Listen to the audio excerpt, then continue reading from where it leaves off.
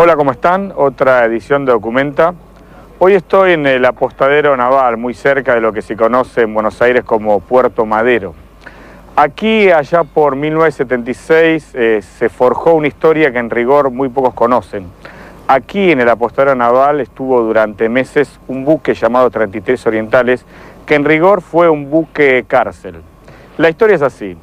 Masera tuvo dos lugares de detención para experimentar un proyecto político. Tuvo un lugar terrible de detención que fue la ESMA. Allí capturó a militantes montoneros a los que aprovechó su inteligencia, su conocimiento de idiomas, su información y formación para empezar a construir su proyecto político en vistas a ser una suerte de presidente dictador a principios de la década del 80, cosa que, como vos y yo sabemos, no sucedió. Y la otra parte de su proyecto político era aprovechar a los dirigentes tradicionales del peronismo para montar una estructura de poder. Y entonces, ¿qué hizo? Utilizó un buque, lo transformó en una cárcel, y allí encarceló a, por ejemplo, el entonces gobernador Carlos Menem, a el entonces embajador ante la Santa Sede Antonio Cafiero, a sindicalistas como Jorge Triaca, Diego Ibáñez y Lorenzo Miguel, y los tuvo en este lugar, en ese buque llamado 33 Orientales, durante meses, para aprovechar su experiencia política y tratar de convencerlos de que él iba a ser el próximo presidente de la nación y que necesitaba su respaldo. Cuando hago referencia a él me refiero al almirante Masera. Entonces lo que vas a ver a continuación es un documental exclusivo, nunca visto en la televisión argentina, que cuenta precisamente esa historia, la historia del buque 33 Orientales, la historia de 33 presos en ese buque, que la mayoría de ellos aún vive, y te va a contar cómo vivieron, cómo transitaron esos casi 9 meses de prisión bajo el control y las botas del almirante Emilio Eduardo Masera. Personal de la Escuela de Mecánica de la Armada, buenos días. Buenos días.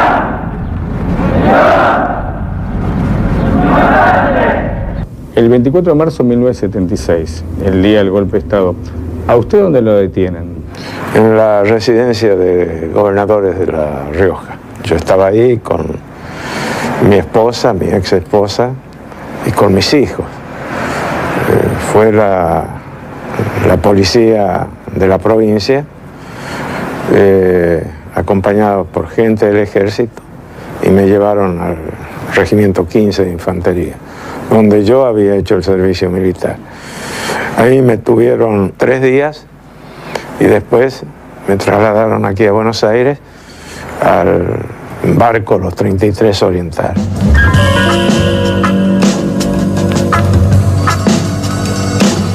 Había un golpe de Estado, estábamos todos medio prófugos, escapados. Cuando te detenían, nosotros sabíamos que veníamos un barco, ya se había corrido en la ciudad, además el barco estaba en el centro de la ciudad, el apostadero naval, está muy cerca de la calle Córdoba y el Bajo. Y entonces eran las sensaciones que sabíamos que venía, y la sensación muy fea, porque nosotros veníamos del despacho oficial al camarote.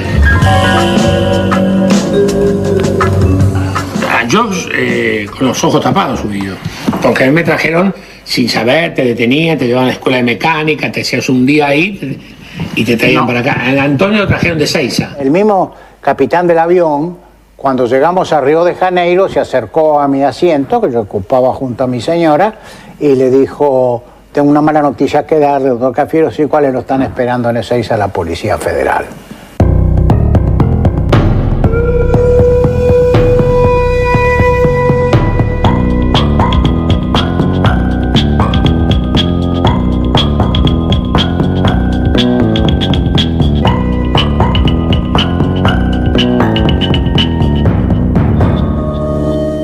Una vez instalado el golpe del 24 de marzo, El almirante Emilio Eduardo Macera, al frente de la Marina, necesitaba ideas, voluntades, gente para llevar adelante su proyecto político. No iba a dudar en tomarlas de los detenidos desaparecidos que torturaba en la Escuela de Mecánica de la Armada, ni tampoco de algunos dirigentes a los cuales decidió apresar en el buque 33 Orientales, anclado en el apostadero naval.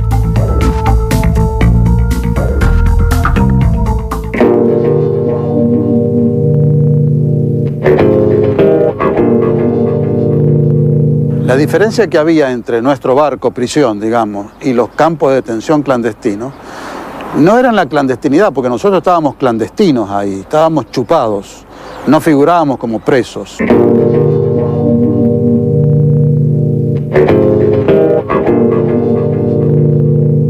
Me llama mucho la atención de que nunca fue considerado el tema de los buques como un centro clandestino de detención.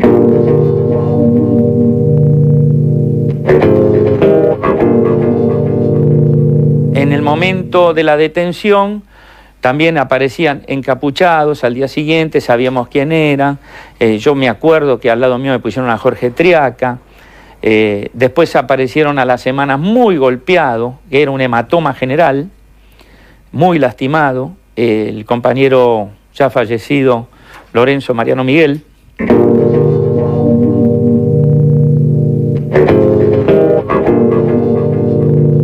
Yo lo vi a Lorenzo Miguel, estaba golpeado, pero vino al barco golpeado. Y como él se tenía que bañar conmigo, porque los dos éramos beneficiarios del mismo, la misma ducha, él estaba golpeado, tenía hematoma.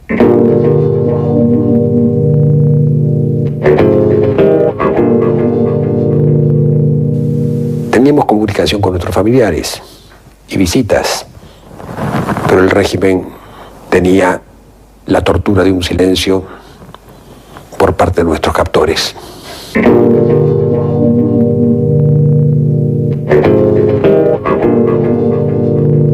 La pena mayor que puede sufrir un prisionero político es la incertidumbre. Es decir, que estamos todos los días hablando de qué nos va a pasar. Había cuenta de que estamos enterados de que estaban matando gente que aparecía flotando en el río.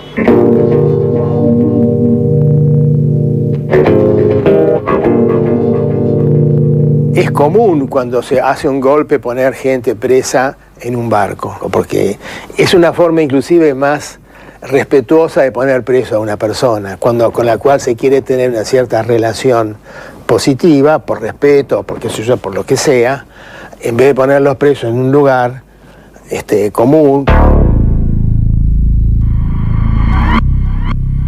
La lista de los detenidos que estuvieron en el 33 Orientales incluía diversos nombres. Entre los más reconocidos se encontraban algunos miembros del gobierno de Isabel Perón, como Antonio Cafiero, Miguel Unamuno, Julio González, Jorge Tayana, Pedro Arrigui, Osvaldo Papaleo, Jorge Vázquez, Pedro Dátoli y Javier Cornejo Solá. También se hallaban los por entonces gobernadores Carlos Menem y Deolindo Vittel. En el grupo de los gremialistas estaban detenidos Lorenzo Miguel, Jorge Triaca y Diego Ibáñez. Los hermanos Torcuato y Guido Di Tella también fueron de la partida, al igual que el diputado Juan Lavaqué. Entre las mujeres se hallaban prisioneras Norma Kennedy y Norma López Rega, hija de José López Rega y esposa del expresidente Raúl Lastiri, quien también se encontraba detenido en el buque.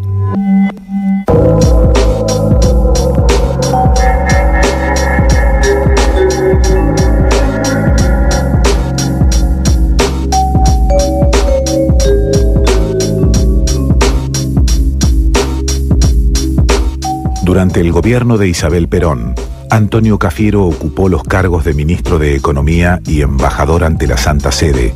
Osvaldo Papaleo era por entonces secretario de Difusión.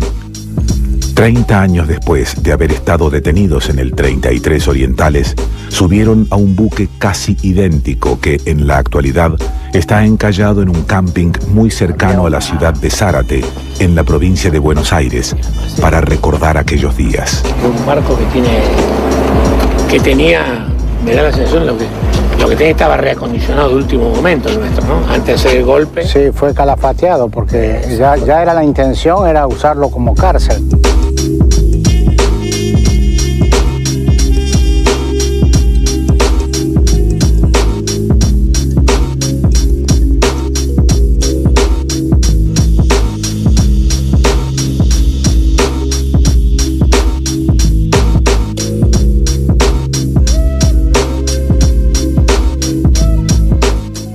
Propiedad del Estado argentino y perteneciente a la flota fluvial, el 33 Orientales solía hacer viajes con pasajeros que querían cruzar al Uruguay o a Brasil. El buque tenía la capacidad de poder salir al mar sin ningún inconveniente. En 1976 quedó en manos de la Marina, que al mando del almirante Emilio Eduardo Macera lo transformó en una cárcel.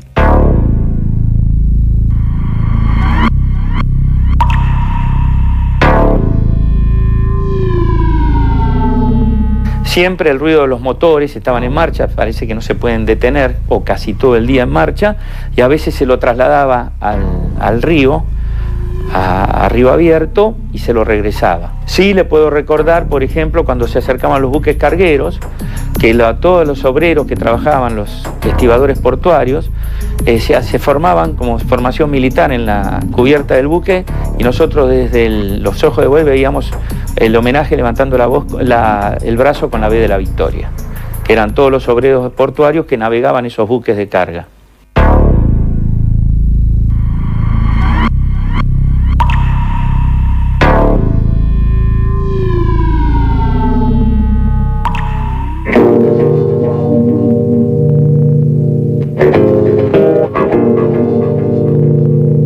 Cuando llega el buque, ¿alguien le dice algo? ¿Alguien le explica que es un preso político? ¿Con quién va a convivir?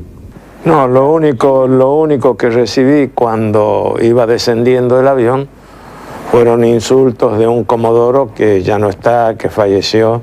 Me dijo cualquier cantidad de barbaridades, me trató muy mal. Bueno, me callé la boca, aguanté los insultos, y de ahí en el barco me revisaron todo. Me sacaron todo lo que ellos creían que no podía tener en mi poder y me alojaron en uno de los camarotes que hacían de celda.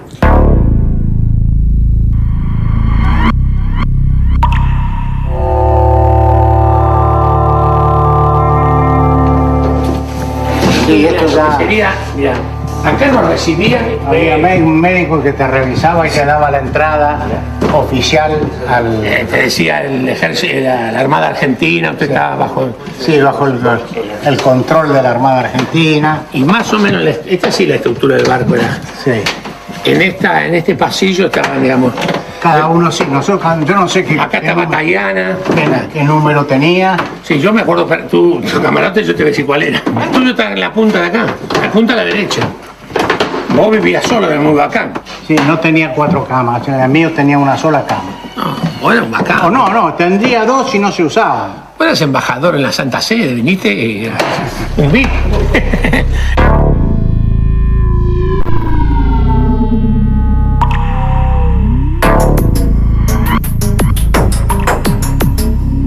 La convivencia era todos juntos en un lugar donde salían de los camarotes, almorzaban, cenaban y nada más que eso, o sea, estaban en un lugar todos juntos. Sí, efectivamente, y después volvíamos a nuestros camarotes, a nuestra celda.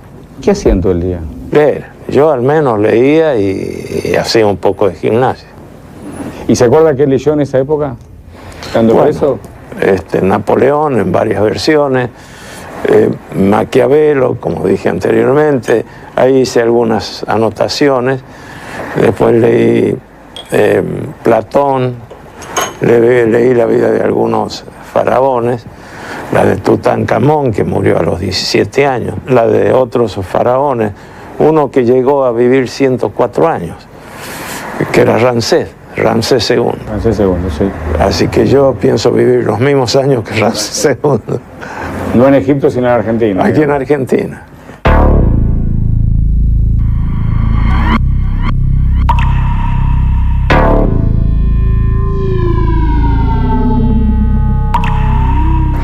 Yo había comprado hacía como 2 o 3 años un tratado, El pensamiento de Karl Marx, así se llama el libro, que es de un jesuita francés, Jean-Yves Calvet, muy conocido.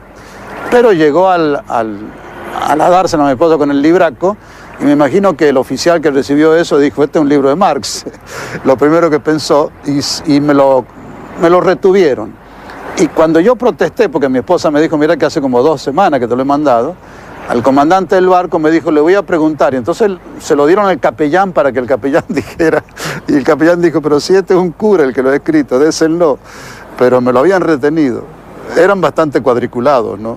No permitían leer los diarios, no todos los diarios.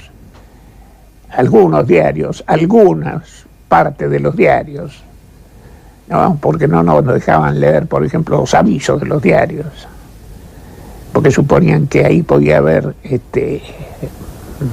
material de consignas y eso. Podíamos recibir diarios en los cuales se cortaban las noticias referidas a la actividad del gobierno, muy parcializados. Y en el buque, con la vida que llevábamos, no podíamos hacer otra cosa que leer en nuestro camarote. Porque ahora se ve así, pero cuando vos estás adentro, es agobiante, es afligente, es aplastante esta suerte de vida que uno llevaba acá adentro, ¿no? ¿Este era el comedor? Sí, sí. Era esto, con esas ventanas, con todas las mesas la ponían acá. Ah, claro. Sí, este es el comedor. El comedor tenía vista a todas partes. No se puede pasar. Bueno, acá vivíamos los únicos momentos de distensión y decimos y de, bueno, no digo de alegría porque no era alegría, era una sensación de, por lo menos de desahogo, el de poder conversar con los compañeros del barco, inclusive gastarnos bromas unos a otros. La rutina era primero desayunar y después venían el vivir en el camarote, leer, escribir, esperar, digamos, que llegue la hora del mediodía, generalmente leyendo y conversando. Generalmente éramos 2 o 3 compañeros que había por camarote. Algún pequeño intercambio de alguna noticia, alguna cosa así, que nos permitía almorzar. La siesta, que es el lugar más terrible, porque cuando empieza el tema de la siesta, empieza el pensamiento, la cabeza a caminar. El que fumaba un poco más, el que piensa un poco más. Ahí es un momento de reflexión la siesta, ¿no? De extrañar, donde está uno realmente preso. Nosotros vivíamos permanentemente adentro del barco. Pasábamos de los dormitorios, digamos, de los camarotes, pasábamos al comedor central, en donde ahí nos proveían del desayuno, del almuerzo y de la cena.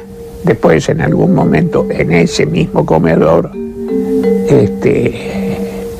nos dejaban jugar a algunos juegos, a los naipes, al ajedrez, a las damas, en fin, a los juegos de salón.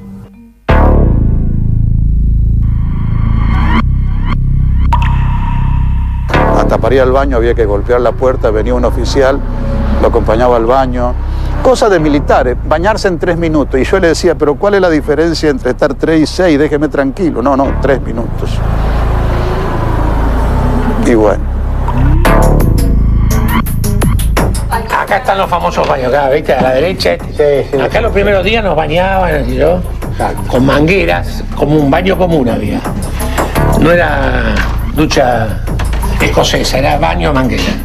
¿Hubo alguno que tenía un rol de liderazgo? Como eran todos pares políticos con mucha experiencia, no había diferencia. No había mayores diferencias. No había un líder. No. No había alguien que se sentaba a negociar con los militares mejores condiciones de vida, digamos. No, en absoluto, en absoluto. Luchar por media hora más de sobremesa nos llevó un buen tiempo. Negociaciones. Negociaciones, ¿no? Porque como presos también creamos nuestro sindicato y nuestros representantes, yo era uno de ellos, íbamos a conversar con los oficiales y le decíamos, ¿por qué no nos dejan una hora más de televisión a la noche? Ellos querían conservar una buena imagen no carcelaria. Yo me acuerdo que Norma Kennedy les hacía sentir eso, los llamaba ese carcelero, y los ponía locos. Eso. Se escuchaba en todo el barco los insultos de Norma a los marinos, no quería comer, entonces al final la trataron bien después de todo. Dijeron, bueno, que esta mujer vaya a otro lado y la sacaron al tercer o cuarto día y no sé dónde fue, francamente. Pero no, el trato fue educado. Duro, rígido, pero educado. ¿Cómo era, digamos, el trato de los carceleros con ustedes? Ahí en el barco no era malo, era bueno. Teníamos que cumplir rigurosamente la reglamentación que habían puesto en vigor desde el mismo día del golpe. ¿Tenían que ponerse alguna ropa especial que les daba las Fuerzas Armadas? No, cada uno andaba con su ropa. Con su ropa. Y esos cuentos que corrieron, de que nos cortaron el cabello, a mí las patillas, mentira. Y, digamos, el trato entre ustedes, o sea, ¿era bueno o quizás había alguna diferencia política de antes del golpe y aparecía con toda su potencia en esa convivencia? No, era muy bueno, era un trato muy bueno entre nosotros, éramos todos compañeros, no podíamos tener problemas con Lorenzo Miguel, con el doctor Jorge Tallana, el padre del actual canciller, bueno, con Norma Kennedy, que estaba ahí, Julio González, en fin, muchos compañeros que durante el gobierno de Isabel estuvimos apoyándola. De Menem, lo que puedo decir, que haber tenido que compartir el cautiverio con él en los buques y más tarde en Magdalena fue una tortura adicional psíquica a mi condición de cautivo. De torturas, sí tuvimos torturas psicológicas, como por ejemplo trabajo de inteligencia naval para interrogatorios o, en este caso, los careos que se producían, como ya dije. No recibí en mi persona ningún tipo de tortura física. A mí no me trataron mal. A mí nunca me pegaron ni me agredieron. Eso sí, era ese tono prepotente y despectivo de los militares hacia los civiles. Pero bueno, eso era tolerable. Peor era cuando escuchábamos los quejidos que venían de la Sentina e imaginábamos qué es lo que estaba pasando allá abajo, ¿no? El tremendo impacto que al menos a mí me causaba los gritos cuando eran torturados algunos en las bodegas del barco. ¿En la bodega del barco había una sala de tortura? Efectivamente. Y después, ustedes habrán leído, aparecían algunos cadáveres en el río. Los que se quedaban en la tortura iban a parar al río. O sea que al principio en los 33 orientales fueron 33 y después, si alguno lamentablemente no resistía la tortura... No. Los torturados eran otros.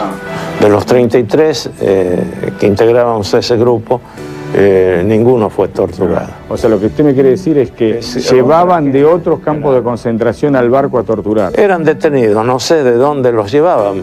Podrían haber sido de sus domicilios o de otros lugares, pero iban al barco.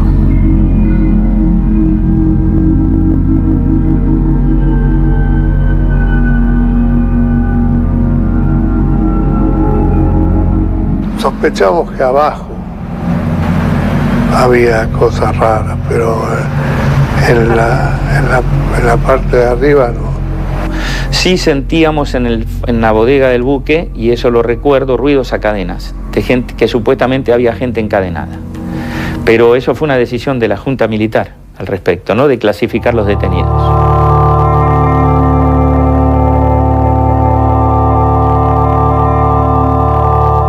Desayuno, almuerzo, merienda y cena. Ajedrez, misa, charlas.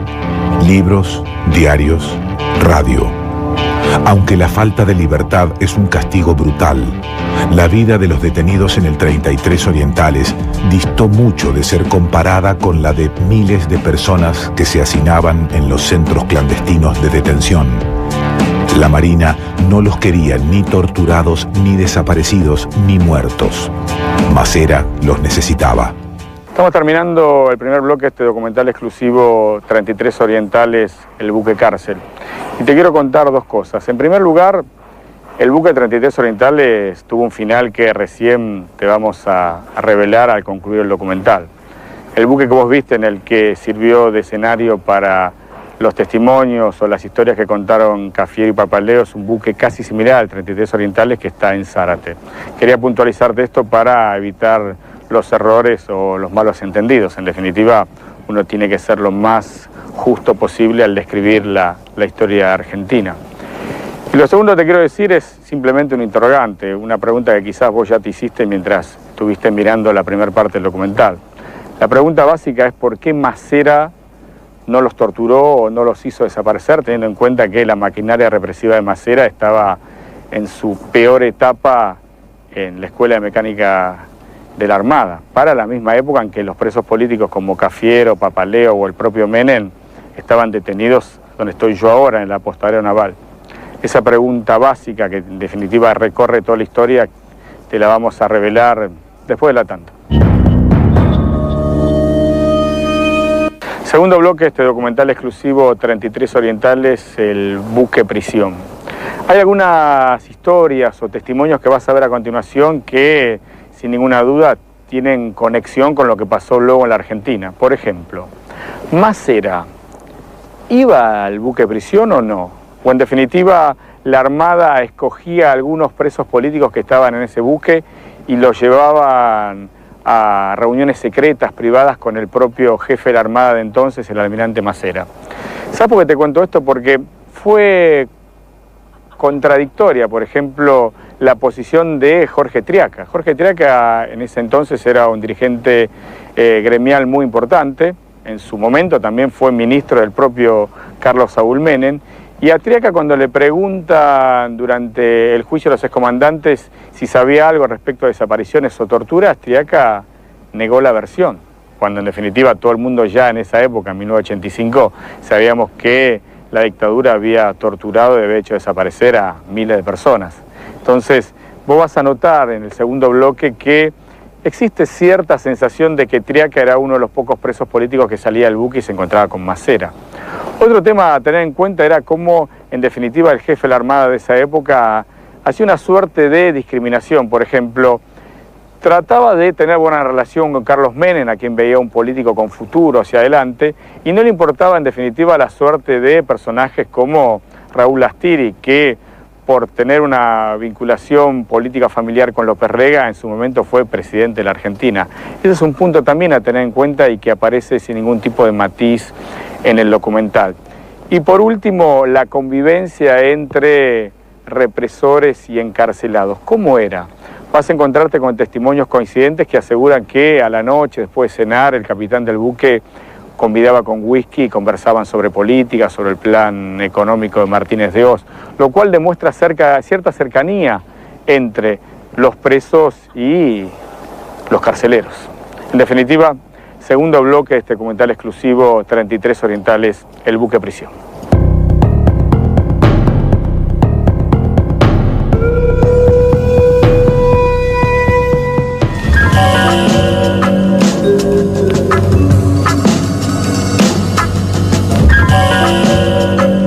¿Alguna vez fue Masera al barco a hablar con ustedes? No, que yo sepa, no. ¿Y ninguna vez fue como la segunda línea de Masera a hablar con alguno de los políticos que estaban presos? No tengo conocimiento, al menos conmigo no.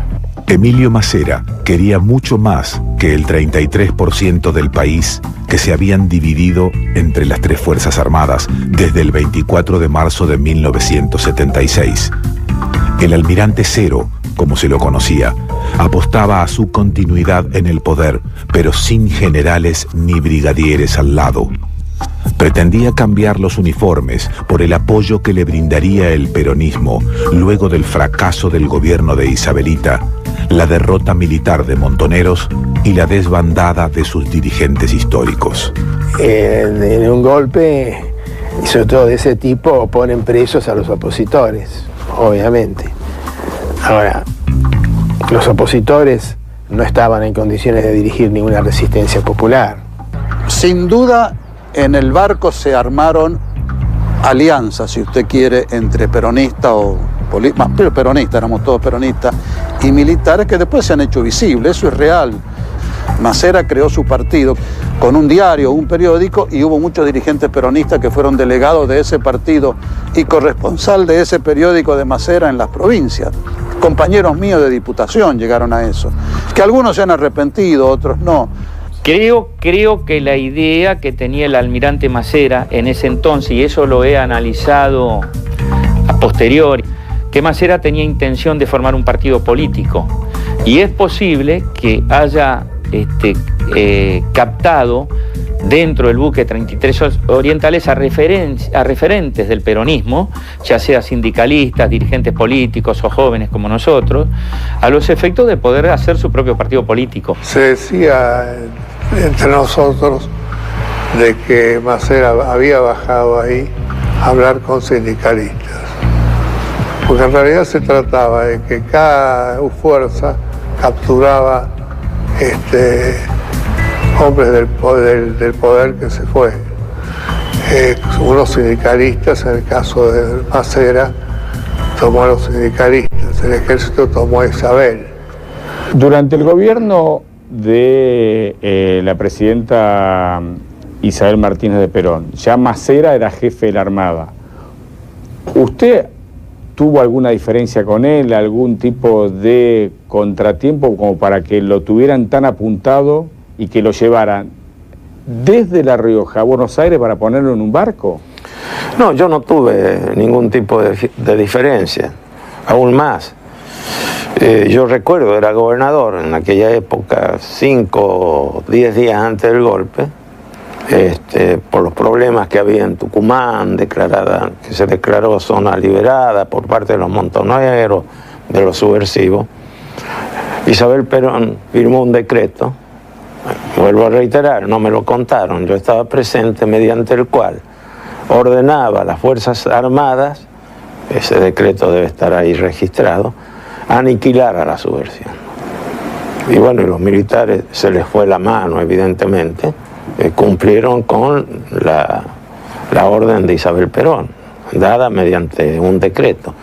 Y cuando iban saliendo, Masera, Agosti y Videla, yo estaba ahí, me saludaron muy amablemente, ni pensaba de que iba a ocurrir este desenlace que tantos problemas nos trae.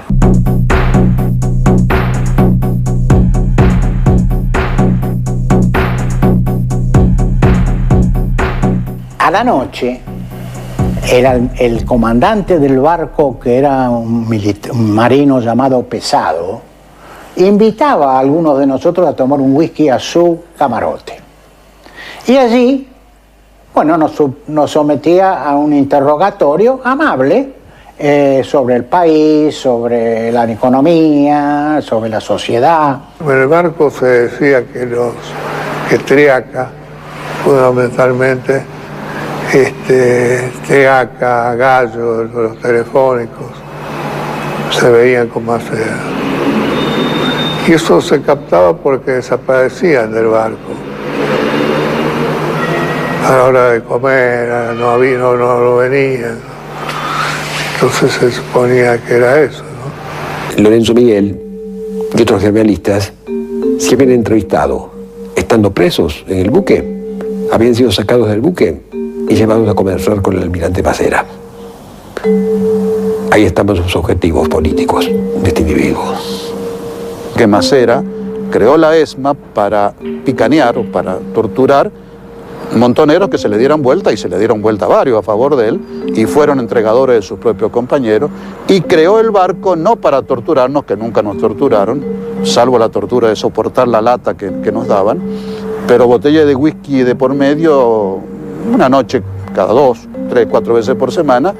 10, 11 de nosotros éramos invitados por el subcomandante del barco a tomar un whisky y a charlar de política, e ingresaban 4 o 5 muchachones jóvenes con una pinta de servicio de la Marina que volteaban, quizás de ejército también, y eran charlas políticas hasta 2 o 3 de la mañana, tratando de convencernos de que el peronismo había terminado, de que ahora había que las Fuerzas Armadas, nueva etapa, la seducción, medio el garrote y la zanahoria, digamos, ¿no? Porque la explicación que uno recoge con el tiempo es que Masera tenía un proyecto político y que tenía secuestrado a un grupo, por ejemplo, de militantes montoneros en la ESMA para entender de política y para que les sirviera para hacer documentos políticos o analizar lo que pasaba en el mundo.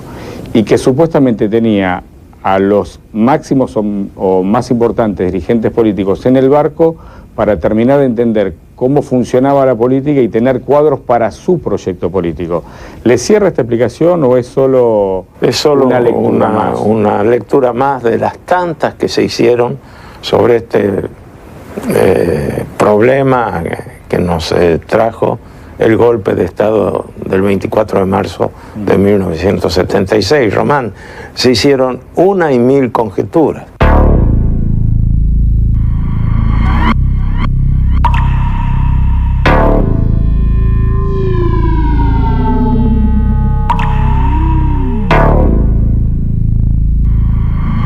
Era una maniobra, yo creo que de Macera, para conservar a los dirigentes peronistas, a dirigentes sindicales.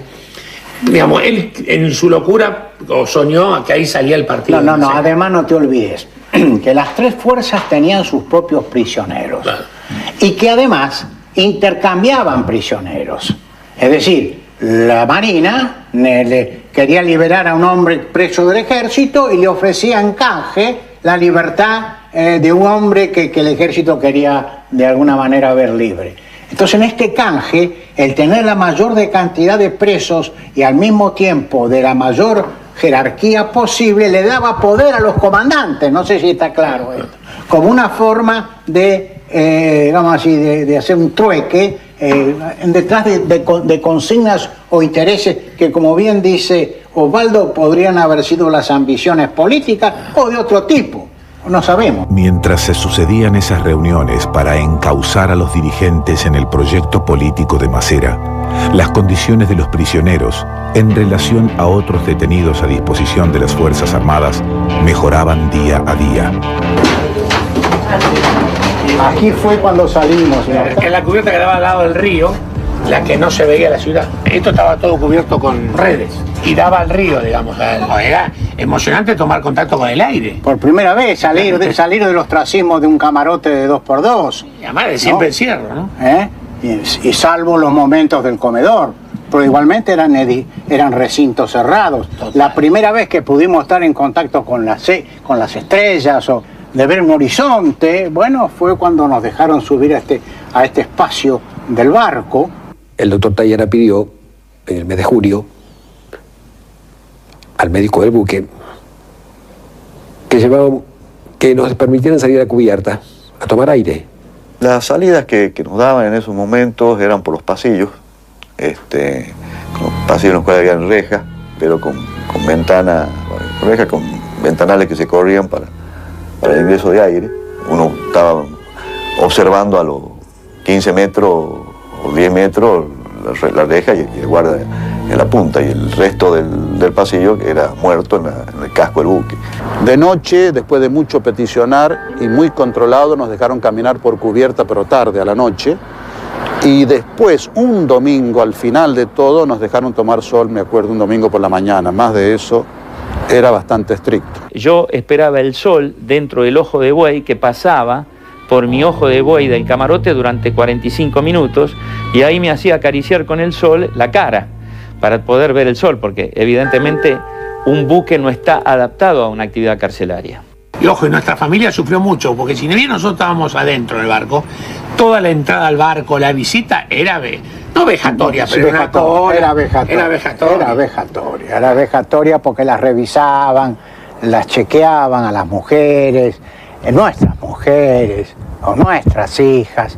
Yo recuerdo que iban Carlitos y Zulemita, que tendrían 5 años, 6 años, y los revisaban, pero de forma total, absoluta. No había ningún tipo de contemplación. Y si nos llevaban algo, bombones, algún alimento, se los sacaban ahí en el retén donde los revisaban. El día que vino mi madre, recuerdo que se habían llevado a mi hermano y estaba muy preocupado mi mamá y mi papá, porque mi hermano era director general de la presidencia, tenía 26 años, era mi hermano menor, es el único hermano menor que tengo, también abogado y penalista, y no sabíamos dónde estaba. Y ese día sí que sufrí muchísimo, lloré mucho, hasta que un suboficial, que me gustaría saber el nombre, peronista, que era uno de nuestros carceleros, me avisó que estaba detenido a las 4 de la mañana en Coordinación Federal.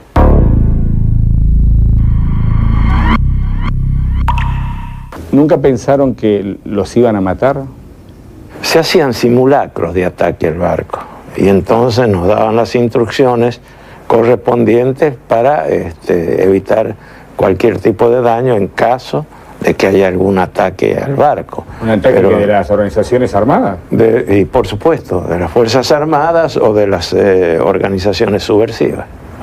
¿Y qué les decían? ¿Tírense cuerpo a tierra? Y nos daban las instrucciones, qué era lo que teníamos que hacer, cuerpo a tierra, abajo de la litera, en fin, apagar todas las luces, lo que se hace normalmente en caso de una guerra.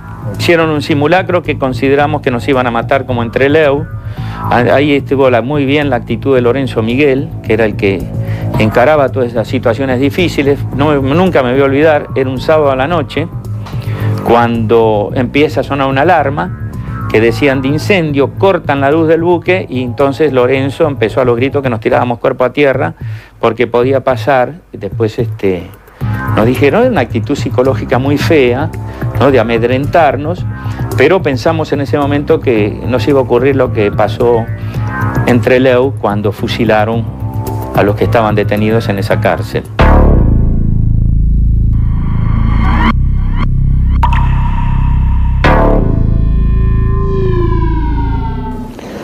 Al final, ¿se los van llevando de a uno a otros lugares de detención o un día el barco se vacía, los suben a todos en un camión y los van distribuyendo a distintas unidades? No, todos fuimos, la mayoría, sí, la mayoría al penal militar de Magdalena. El barco fuimos el día muy duro, fue porque fuimos a parar de Devoto. Fue un día angustiante, feo, atroz, con un traslado brutal, a golpe, muy feo hacia Devoto, de hecho, en un camión de la Policía Federal, ¿no? Un camión habitual de esos, ¿no?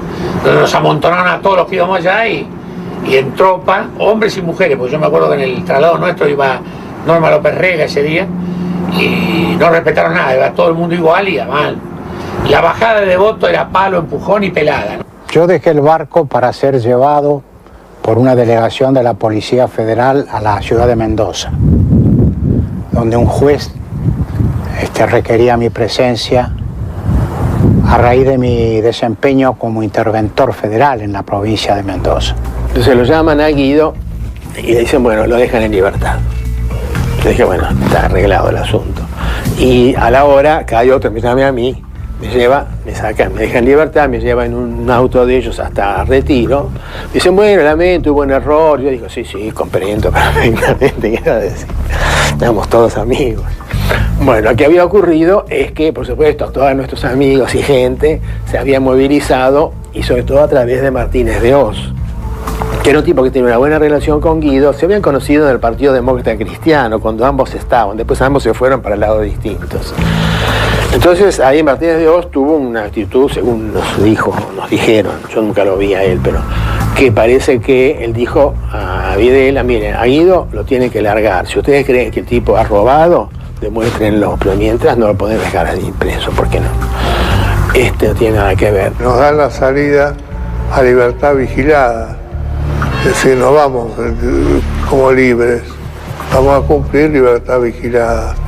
Es decir, que podíamos movernos dentro de un área y teníamos que firmar todos los miércoles en una estación de policía. Hasta que la dotación carcelaria quedó muy anémica. Entonces, cuando ya quedaron pocos, a esos pocos se los llevó a la cárcel de Magdalena. Un día salgo del buque, un día que me dicen, Dátoli, me llama el capitán del barco, mañana te traslada a Devoto. Bueno, me puse contento porque por lo menos fui jugador de fútbol y me gustaba ver el sol. Y como conocía la cárcel de Devoto por ser abogado penalista, digo, me hubiera gustado jugar un partido de fútbol en ese momento y no estar tantos meses en un buque que cuando nos pasábamos las manos sobre el cabello, la electricidad estática era tremenda, porque no hacíamos pie a tierra. El buque estaba en el agua. El momento de la liberación fue un oficial de la Armada que me notifica de que en horas de la mañana, calculo, no sé, que me avisa de que había sido liberado, me hacen firmar unos papeles de liberación, salgo del barco y personal de Policía Federal me acompaña hasta la salida de la dársena, acá lo que es Puerto Madero ahora. Y bueno, y sin váyase, está liberado. Salí del buque el 19 de julio del 76, casi 4 meses. En la forma en que salíamos todos, nos llamaba el comandante a las 8 y media de la mañana en el desayuno, nos decía, prepárese que después del almuerzo se va. Y nos íbamos. Y le avisaban a nuestras esposas, estaba mi esposa esperándome y salí. Durante el período que funcionó como cárcel VIP, en el buque se habían sellado algunas amistades que se mantuvieron a flote más tiempo que la embarcación. Varios de los detenidos durante esos meses de 1976 en el 33 Orientales fueron funcionarios en el gobierno de Carlos Menem. El 33 Orientales también creó una especie de camaradería. Uno cuando está preso en la desgracia se hace más amigo en todo caso. Y ahí nos fuimos conociendo entre nosotros y no me extraña que por eso Menem después nombró a muchos de ellos funcionarios. Por ejemplo, Tayana. Ni Menem ni yo lo conocíamos a Tayana. Yo lo conocí ahí en el barco y calibré su humanidad extraordinaria en el barco, y Menem igual. Los funcionarios que habían sufrido cárcel, prisión y desaparición, era el solo hecho de que Menem dictara un indulto como el que dictó, ya era un agravio, donde debe haberse retirado del gobierno. Yo no me retiré porque era un hombre de carrera, era mi oficio desde los 24 años. Nosotros hemos tenido, por ejemplo, pese a las diferencias políticas, reencuentros de este tipo que siempre han sido válidos. Yo recuerdo que una vez Menem, siendo presidente, entregó una medalla a todos los del barco. Que nos reunimos a cenar. La tengo yo. Claro, sí, nos cenamos en Olivos, y hubo un reencuentro como, claro, estábamos en distintas vertientes, obvias, todo en aquel momento. Pero lo del barco nos unía en otra instancia.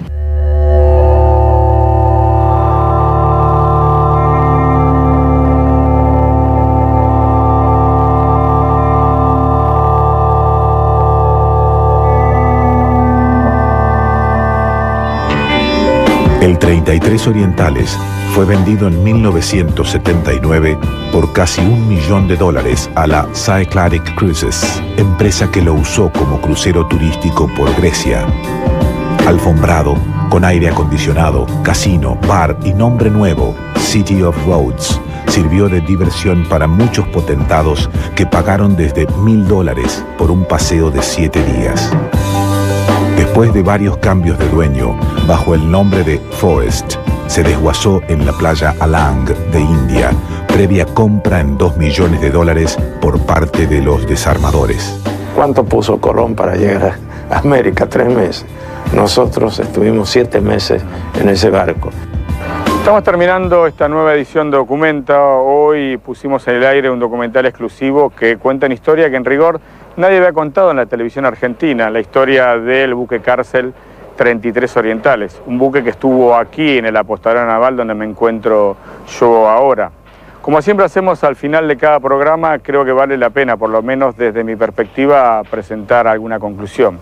En principio, una conclusión básica es que así como Masera discriminó a montoneros o militantes de izquierda que tuvo detenidos desaparecidos en la ESMA y de los que lamentablemente muy pocos sobrevivieron a la experiencia de la Escuela de Mecánica de la Armada, distinto a lo que ocurrió en este buque cárcel, en el 33 Orientales. Todos los que estuvieron detenidos en el 33 Orientales, todos sobrevivieron. Y la mayoría de ellos, años más tarde, tuvieron lugares importantes en el poder. Por ejemplo, Carlos Menem fue presidente. Cafiero fue senador, Lorenzo Miguel mantuvo su poder hasta la muerte en la Unión Obrera Metalúrgica. Ahí encontrás una suerte de mirada política de Masera respecto a cómo utilizar a los montoneros y cómo utilizar a lo que uno puede caracterizar como la clase política tradicional. Esa es la primera conclusión. Y la segunda, que de alguna manera está vinculada a la primera, es que en definitiva aquellos que no hizo desaparecer, aquellos que no torturó, aquellos a los que solo uno puede decir que dañó psicológicamente porque los tuvo detenidos durante 7, 8 meses aquí en el apostadero naval, en definitiva ellos beneficiaron a Masera. Y aquel que mayormente lo benefició a Masera fue Carlos Saúl Menem. En un momento yo le pregunto, fuera de la entrevista a Menem, si Menem en definitiva le paga a Masera con el indulto, el hecho de haber sobrevivido a la experiencia del buque 33 Orientales, y el expresidente me miró a los ojos y me dijo que no, que él creía en ese momento en la pacificación y por eso le indulta a Macera, a Videla y a Agosti y a otros tantos asesinos más. En conclusión, entonces, la historia del 33 Orientales, una historia poco conocida en la Argentina que nos deja, obviamente, quizás para vos otras reflexiones. Para mí las fundamentales son las que te acabo de contar. Por un lado, la discriminación de clase política y militantes de izquierda o guerrilleros, y por otro lado, el beneficio de la duda respecto a si en definitiva la clase política termina pagándole a Macera con el indulto el hecho de haber sobrevivido. Chao, hasta la semana que viene.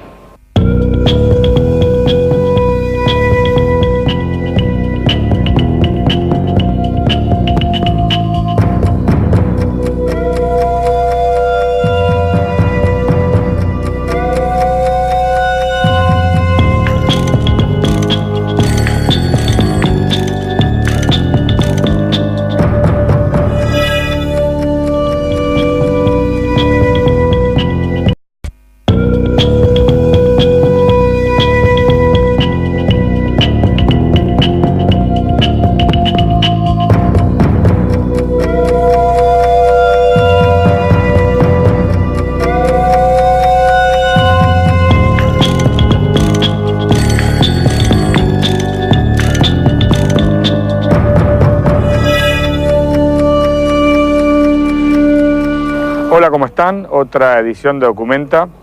Hoy estoy en el apostadero naval, muy cerca de lo que se conoce en Buenos Aires como Puerto Madero. Aquí, allá por 1976, se forjó una historia que en rigor muy pocos conocen. Aquí, en el apostadero naval, estuvo durante meses un buque llamado 33 Orientales, que en rigor fue un buque cárcel. La historia es así. Macera tuvo dos lugares de detención para experimentar un proyecto político. Tuvo un lugar terrible de detención que fue la ESMA. Allí capturó a militantes montoneros a los que aprovechó su inteligencia, su conocimiento de idiomas, su información y formación para empezar a construir su proyecto político en vistas a ser una suerte de presidente dictador a principios de la década del 80, cosa que, como vos y yo sabemos, no sucedió. Y la otra parte de su proyecto político era aprovechar a los dirigentes tradicionales del peronismo para montar una estructura de poder. Y entonces, ¿qué hizo? Utilizó un buque, lo transformó en una cárcel, y allí encarceló a, por ejemplo, el entonces gobernador Carlos Menem, a el entonces embajador ante la Santa Sede Antonio Cafiero, a sindicalistas como Jorge Triaca, Diego Ibáñez y Lorenzo Miguel, y los tuvo en este lugar, en ese buque llamado 33 Orientales, durante meses, para aprovechar su experiencia política y tratar de convencerlos de que él iba a ser el próximo presidente de la nación y que necesitaba su respaldo. Cuando hago referencia a él me refiero al almirante Macera. Entonces lo que vas a ver a continuación es un documental exclusivo, nunca visto en la televisión argentina, que cuenta precisamente esa historia, la historia del buque 33 Orientales, la historia de 33 presos en ese buque, que la mayoría de ellos aún vive, y te va a contar cómo vivieron, cómo transitaron esos casi 9 meses de prisión bajo el control y las botas del almirante Emilio Eduardo Macera. Personal de la Escuela de Mecánica de la Armada, buenos días. Buenos días.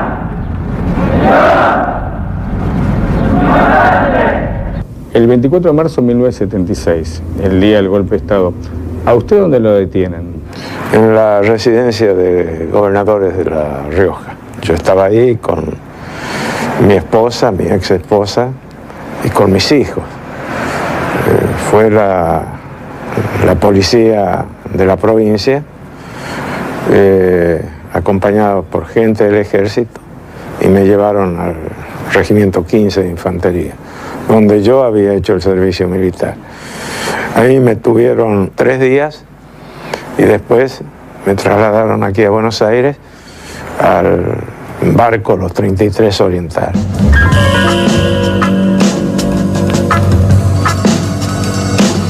Había un golpe de Estado, estábamos todos medio prófugos, escapados.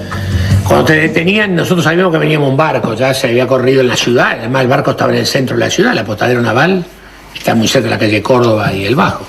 Y entonces, era la sensación que sabíamos que venía, y la sensación muy fea, porque nosotros veníamos del despacho oficial al camarote. Yo con los ojos tapados subí. Aguanté los insultos y de ahí en el barco me revisaron todo, me sacaron todo lo que ellos creían que no podía tener en mi poder y me alojaron en uno de los camarotes que hacían de celda.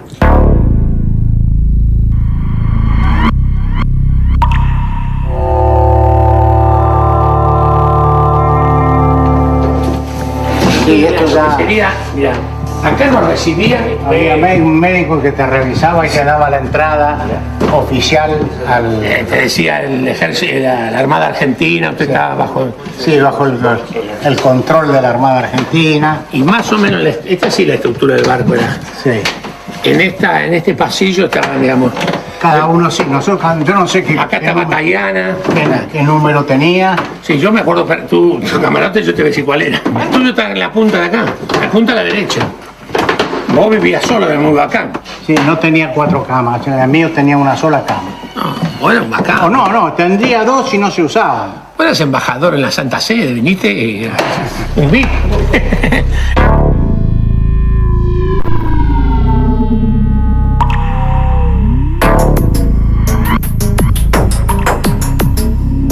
La convivencia era todos juntos en un lugar donde salían de los camarotes, almorzaban, cenaban y nada más que eso, o sea, estaban en un lugar todos juntos. Sí, efectivamente, y después volvíamos a nuestros camarotes, a nuestra celda.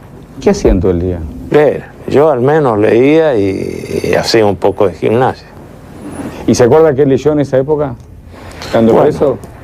Napoleón en varias versiones. Maquiavelo, como dije anteriormente, ahí hice algunas anotaciones, después leí Platón, leí la vida de algunos faraones, la de Tutankamón, que murió a los 17 años, la de otros faraones, uno que llegó a vivir 104 años, que era Ramsés II. Ramsés II, sí. Así que yo pienso vivir los mismos años que Ramsés II. No en Egipto, sino en Argentina. Aquí en Argentina.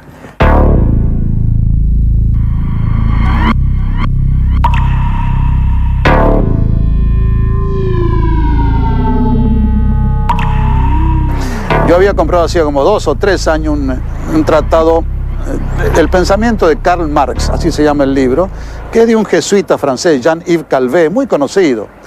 Pero llegó a dárselo a mi esposo con el libraco, y me imagino que el oficial que recibió eso dijo, este es un libro de Marx. Lo primero que pensó, y me lo retuvieron. Y cuando yo protesté, porque mi esposa me dijo, mira que hace como 2 semanas que te lo he mandado, al comandante del barco me dijo, le voy a preguntar. Y entonces se lo dieron al capellán para que el capellán dijera. Y el capellán dijo, pero si este es un cura el que lo ha escrito, désenlo. Pero me lo habían retenido. Eran bastante cuadriculados, ¿no? No permitían leer los diarios, no todos los diarios. Algunos diarios, algunas partes de los diarios. No, porque no nos dejaban leer, por ejemplo, los avisos de los diarios. Porque suponían que ahí podía haber material de consignas y eso. Podemos recibir diarios en los cuales se cortaban las noticias referidas a la actividad del gobierno, muy parcializados. Y en el buque, con la vida que llevábamos, no podíamos hacer otra cosa que leer en nuestro camarote. Porque ahora se ve así, pero cuando vos estás adentro, es... La lista de los detenidos que estuvieron en el 33 Orientales incluía diversos nombres. Entre los más reconocidos se encontraban algunos miembros del gobierno de Isabel Perón, como Antonio Cafiero, Miguel Unamuno, Julio González, Jorge Tayana, Pedro Arrigui, Osvaldo Papaleo, Jorge Vázquez, Pedro Dátoli y Javier Cornejo Solá. También se hallaban los por entonces gobernadores Carlos Menem y Deolindo Vittel.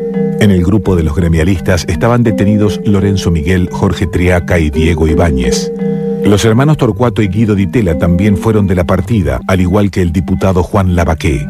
Entre las mujeres se hallaban prisioneras Norma Kennedy y Norma López Rega, hija de José López Rega y esposa del expresidente Raúl Lastiri, quien también se encontraba detenido en el buque.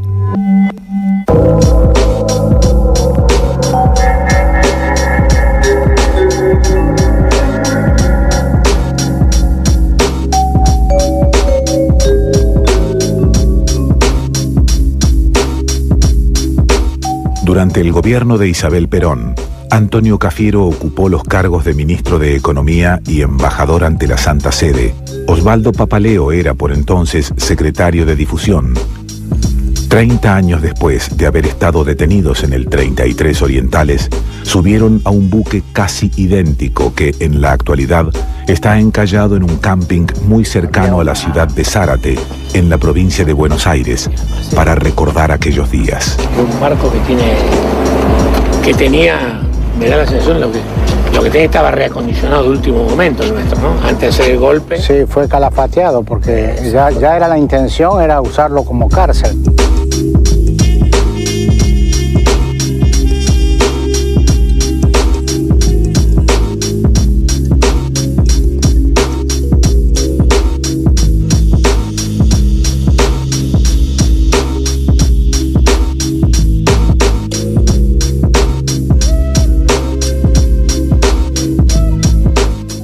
Propiedad del Estado argentino y perteneciente a la flota fluvial, el 33 Orientales solía hacer viajes con pasajeros que querían cruzar al Uruguay o a Brasil.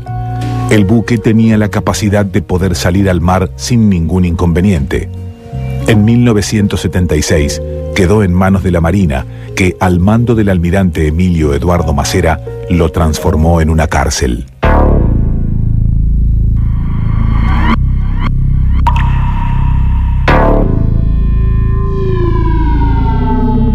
Siempre el ruido de los motores estaban en marcha, parece que no se pueden detener, o casi todo el día en marcha, y a veces se lo trasladaba al río, a río abierto, y se lo regresaba. Sí le puedo recordar, por ejemplo, cuando se acercaban los buques cargueros, que todos los obreros que trabajaban, los estibadores portuarios, se formaban como formación militar en la cubierta del buque, y nosotros desde los ojos de buey veíamos el homenaje levantando el brazo con la B de la Victoria, que eran todos los obreros portuarios que navegaban esos buques de carga.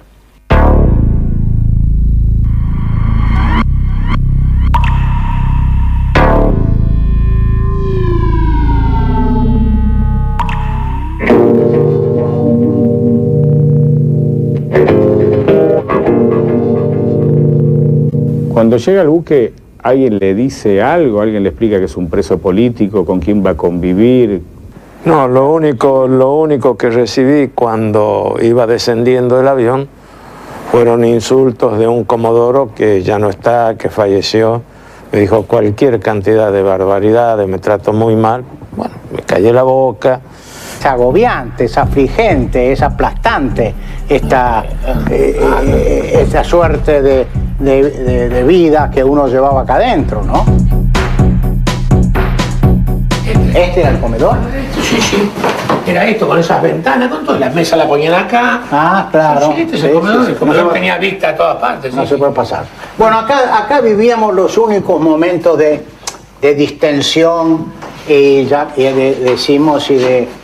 Bueno, no digo de alegría, porque no era alegría, era una sensación de, por lo menos, de desahogo, el de poder conversar con los compañeros del barco, inclusive gastarnos bromas unos a otros. La rutina era primero desayunar y después venían el vivir en el camarote, leer, escribir, esperar, digamos, que llegue la hora del mediodía, generalmente leyendo y conversando. Generalmente éramos 2 o 3 compañeros que había por camarote.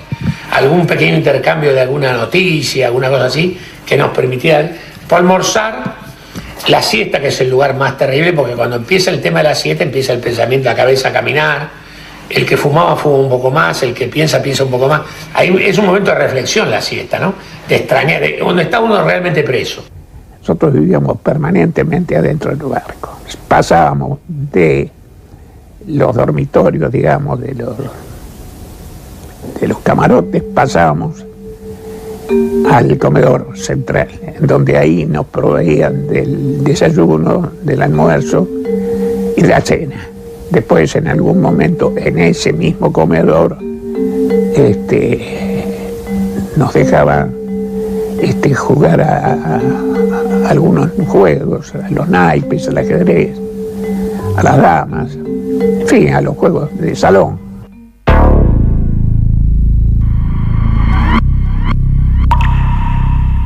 Hasta para ir al baño había que golpear la puerta, venía un oficial, lo acompañaba al baño. Cosa de militares, bañarse en 3 minutos. Y yo le decía, pero ¿cuál es la diferencia entre estar 3 y 6? Déjeme tranquilo. No, 3 minutos. Y bueno. Acá están los famosos baños, acá, ¿viste? A la derecha. Acá los primeros días nos bañaban, así yo, con mangueras, como un baño común había. No era ducha escocesa, era baño a manguera.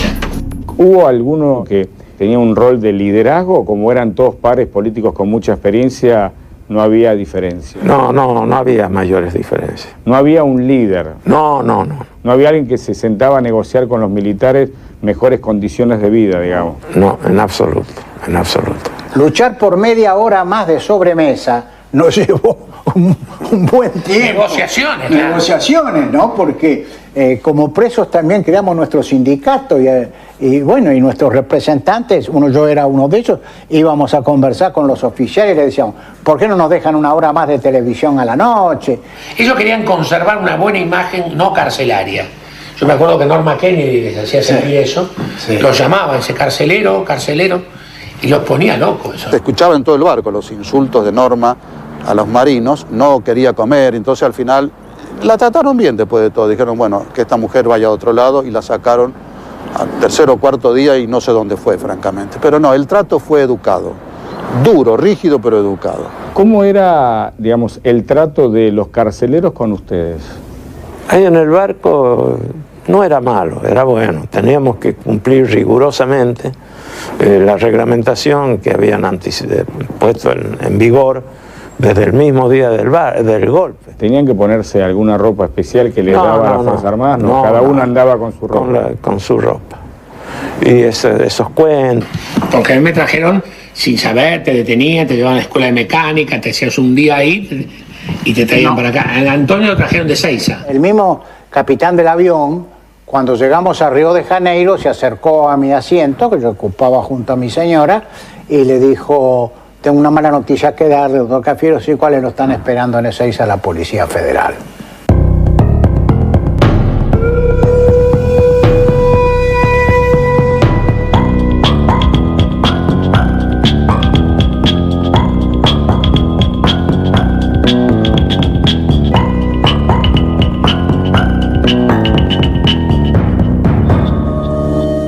Una vez instalado el golpe del 24 de marzo, el almirante Emilio Eduardo Macera, al frente de la Marina, necesitaba ideas, voluntades, gente para llevar adelante su proyecto político. No iba a dudar en tomarlas de los detenidos desaparecidos que torturaba en la Escuela de Mecánica de la Armada, ni tampoco de algunos dirigentes a los cuales decidió apresar en el buque 33 Orientales, anclado en el apostadero naval.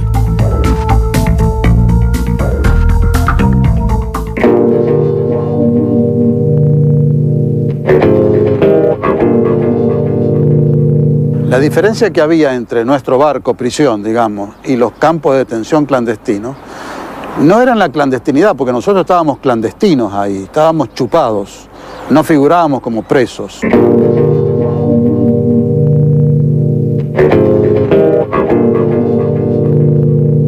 Me llama mucho la atención de que nunca fue considerado el tema de los buques como un centro clandestino de detención.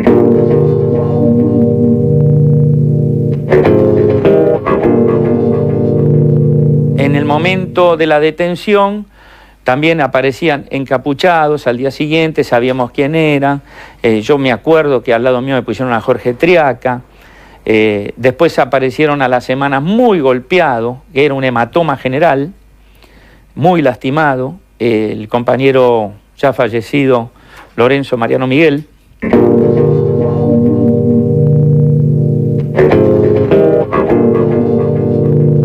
Yo lo vi a Lorenzo Miguel, estaba golpeado, pero vino al barco golpeado. Y como él se tenía que bañar conmigo, porque los dos éramos beneficiarios del mismo, la misma ducha, él estaba golpeado, tenía hematoma.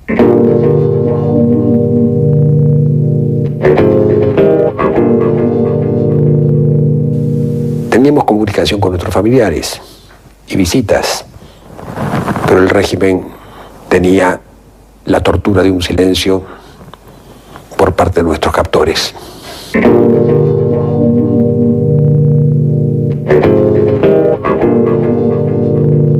La pena mayor que puede sufrir un prisionero político es la incertidumbre.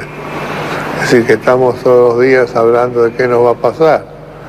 Había cuenta de que estamos enterados de que estaban matando gente que aparecía flotando en el río.